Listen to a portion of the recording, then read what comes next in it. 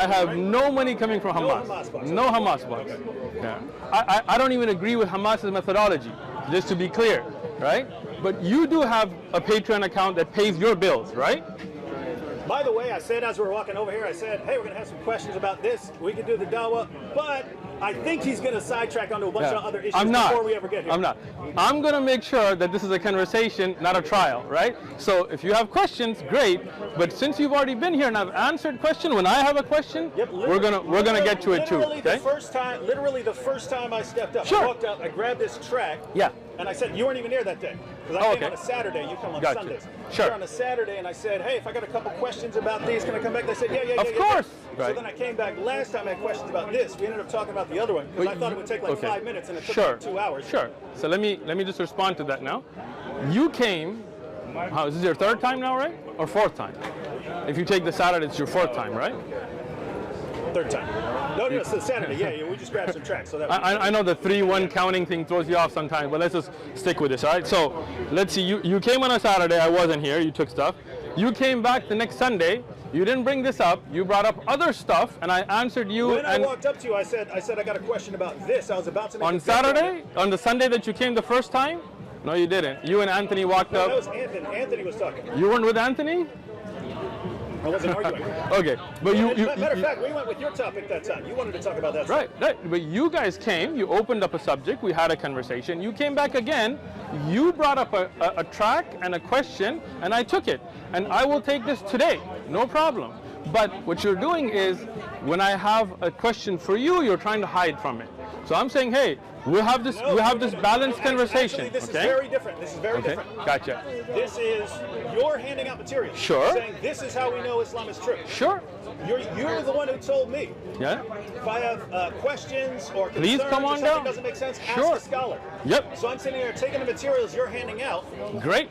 Asking a scholar, sure. which is what you told me to do. And as soon as I come ready to ask a scholar, right. I have a question for you on something that we weren't talking about. The reason is because you're not listening to what Stephen the question is, afraid of it maybe, but this is related. No. Okay. Concerned about not getting to this. I have told you we will get to this today, inshallah. Okay? Well, if we're getting to this, why can't we do this? Because this is related to the earlier conversation.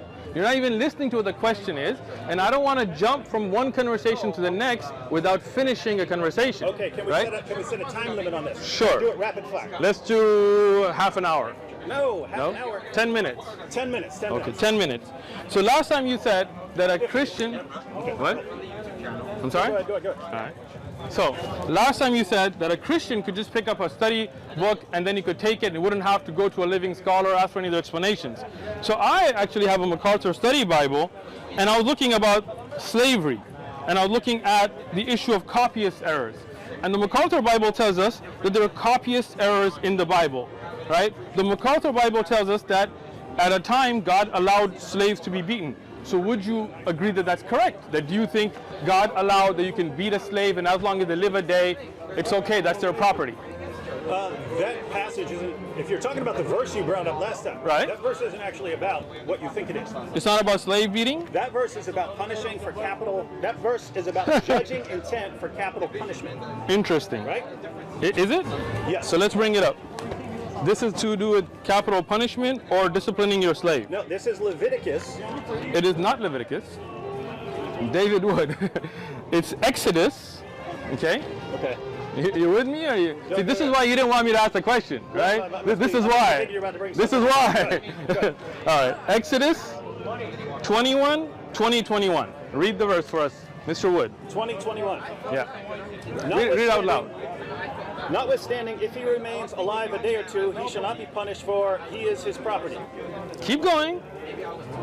If men fight, okay, I'm sorry, for 20 and 21. You didn't read the first verse. If a man beats his male or female servant with a rod so that he dies under his hand, he shall surely be punished. Notwithstanding, if he remains alive a day or two, he shall not be punished, for he is his property. So you, David, would believe that God, Jesus, allowed that if a person beats their slave, and as long as his beating is severe enough that he dies a day later, you cannot punish the man because a human being is another human's property that he can kill, just letting him live a day. A couple issues. Go ahead. One, the position of Christians. instance, according to the New Testament, is that Oh, God did